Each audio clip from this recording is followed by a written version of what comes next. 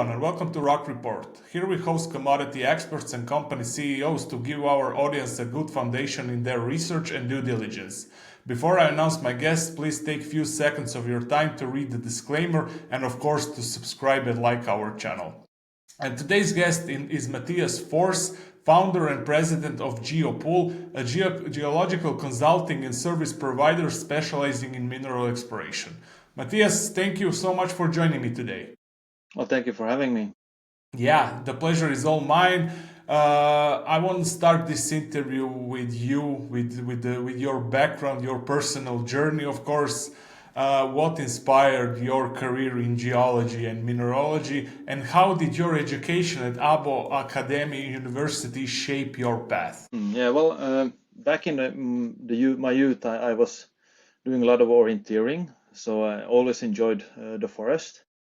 And I think it was back in high school there was a course in geography that had a chapter about volcanology, and that caught my interest, so to say. After the high school, there was military services that is mandatory in Finland, and back after those, I went then to Åbo Academy University, which is then a Swedish-speaking university in southwestern Finland, where I did started my geology. And back then, I wasn't so much aware of mineral exploration, but during the first couple of years there, the mixture having the professors focusing both on structural geology, but also on geochemistry and exploration, that then caught my interest. And I was also an exchange student in Spain for 1 year, so I got to see a bit of a different type of exploration, different type of bedrocks. So that was also one contribution to this. But the Åbo Academy University, I would say, is a small and friendly student environment, but it has a collaboration with the Finnish-speaking university in the same town. Both you get introduced to a lot of professors, of course, but also the network among students is quite wide in that way, having two universities in the same time, so in the same town. So that helped a lot.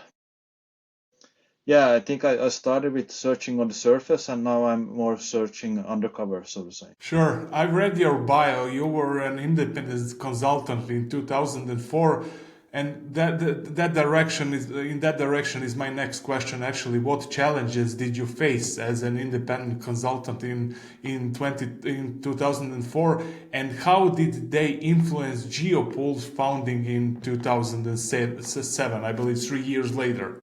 Yeah. I think it already started the year before, in 2003. My first job as a within the industry was I got offered a job for 3 months.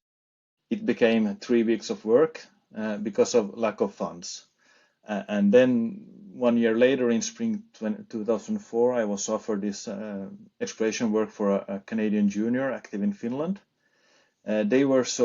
They just entered into Finland, so they haven't set up all the legal requirements, administrative work for employing people directly in the Finnish subsidiary. So it was easier for me to set up the company, and so that's where it started. And really did a lot of drilling over those couple of years, and soil sampling, mapping, trenching, so the whole range of exploration activities in the early stage exploration.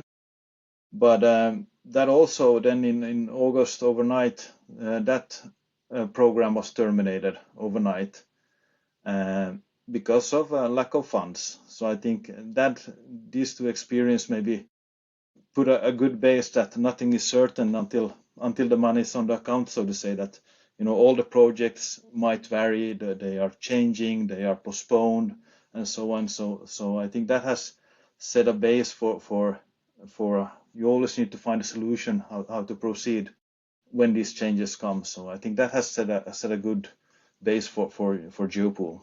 Yeah, a very good point. How has your fluency in Swedish, Finnish, and English helped you navigate the Nordic exploration industry? Yeah. So my mother tongue is Swedish, and speaking Finnish as well.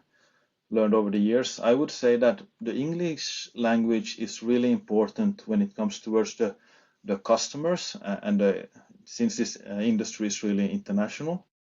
But then moving over to speaking with authorities, stakeholders, landowners, then I see the more value in speaking the local languages because it creates another type of dialogue when you can speak in the local language. You're not just talking about the points on the agenda, but the discussions then in the local language is more open. They're wider in a way, so you get a better understanding of different challenges or different issues.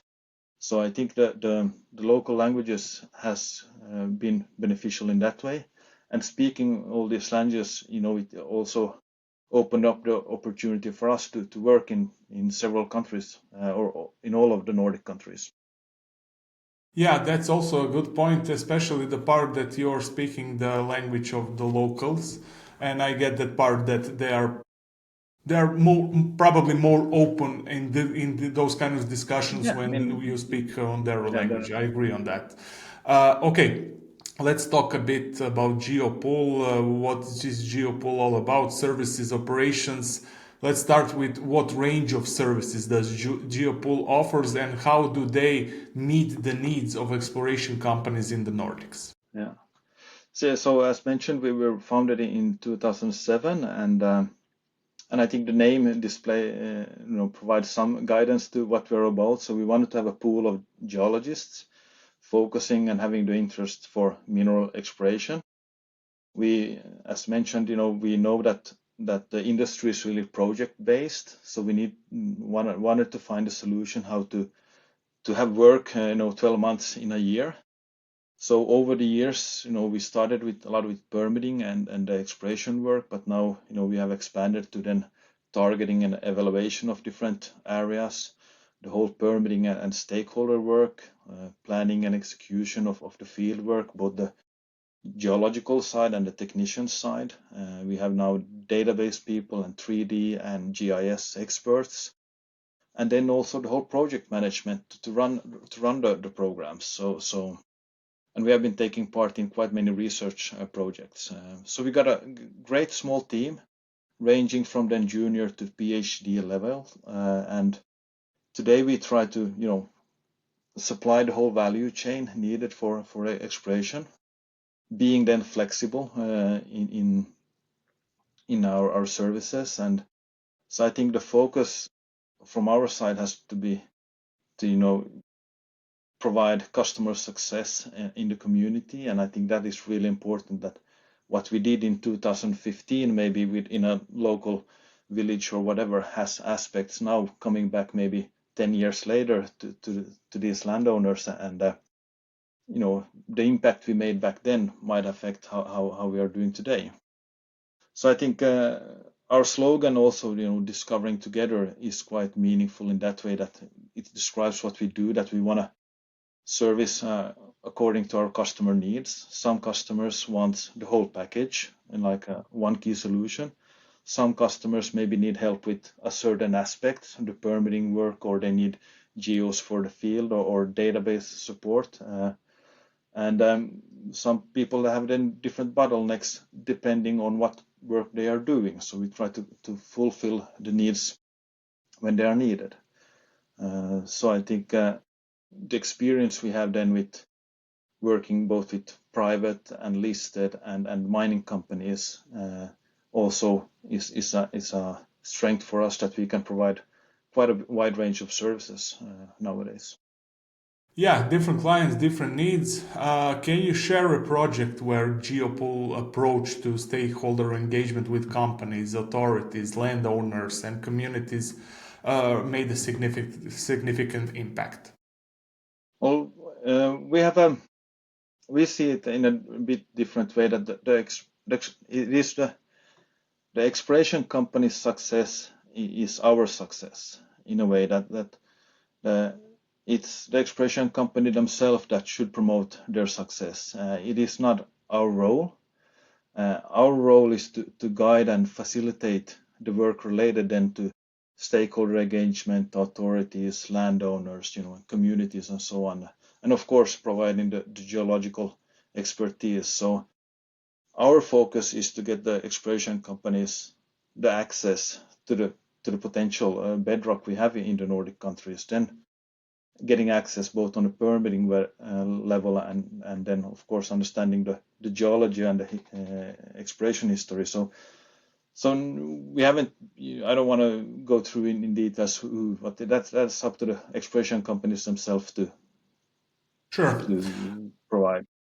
Yeah, that brings us to the company culture, so to say, with 39, almost 40% of GeoPool's workforce being women. How do you foster diversity, and what impact does it have on the company's culture? Yeah, I mean it is quite high on an industry but I mean we're proud of this, and we find that this diversity enriches and strengthens our understanding of each other, understanding of different stages in life of different people, for being newly fresh graduated, to have families and so on. But it also gives a lot of perspectives, of course, on things, but it also supports and enriches the collaboration and results in the work that we are doing. And I would say that our customers appreciate it as well. So I think it's a good thing. Let's touch a bit more, if you agree, on the exploration industry in the Nordics. How does GeoPool help clients navigate the distinct mining laws and regulations in Finland, Sweden, and Norway? Well, I would say that starting on a high level, so to say, the Nordics have more or less the same mining acts or mining laws, same as Canada when it comes to different. But then when you go on province level or country level in the Nordics, then we start to see the differences in the mining acts and permitting requirements. And here I think the long experience that we have, in Finland, we have now worked with 3 different mining acts, and I think that experience is valuable.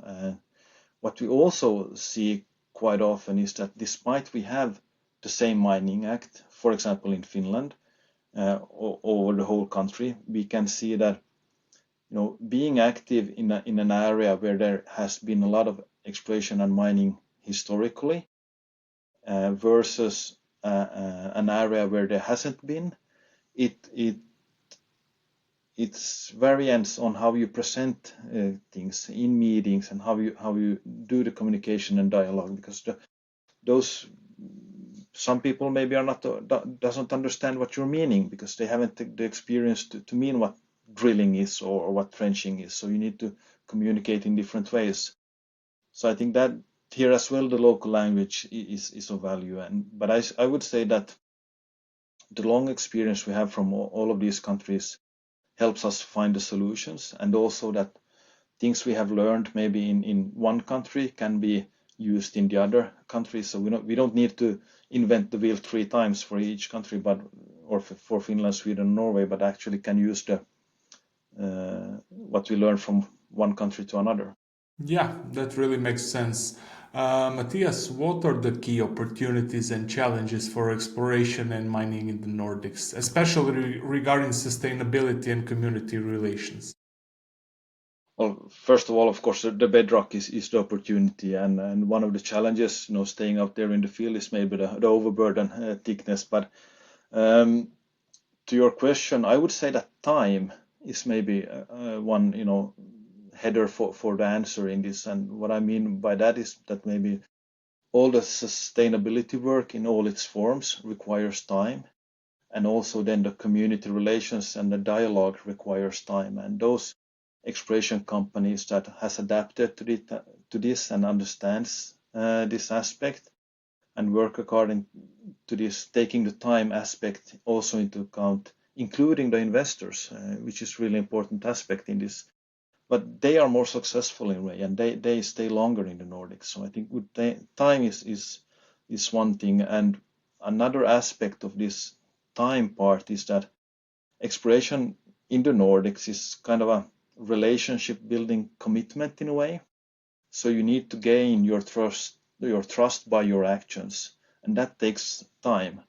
And I would say also by being present, that is also one way to keep the sustainability and community relations in place, and especially when you're not active. So if you're drilling, for 6 months, you're active, you fuel up, you live, you eat, you do grocery shopping and so on. So then you are present in a way, and you're available for a dialogue with the local society. But then suddenly, you're away for 6 months because you're raising funds or whatever.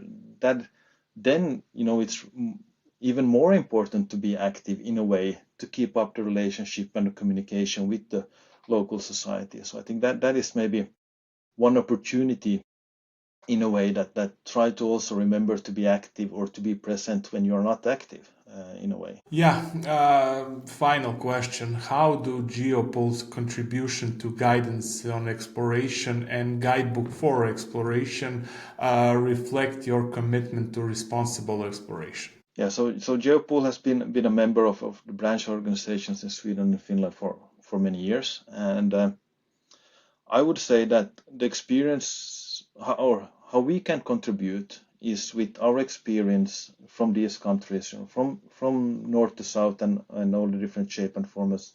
So we can contribute with our experience to the guidance, and the guidance then can contribute to the industry. And that's our way how we can support. But of course, the guidance itself is also very helpful for our own crew and new employees or those who are not maybe have a geological school or training, but maybe have some other type of positions in our company. So they're helpful for us as well. Definitely. Matthias, final thoughts, final message. Where can people find out more about the company? Well, the website geopool.fi, and also of course on LinkedIn GeoPool or through my name. That's the way I would say. And there we have all the contact details with email and phone numbers and so on. Sure, we will leave the link in the description of this video. This was Mathias Forss, founder and president of GeoPool. Matthias, thank you very much for this interview, and wish you luck in your business. Thank you very much. Thank you.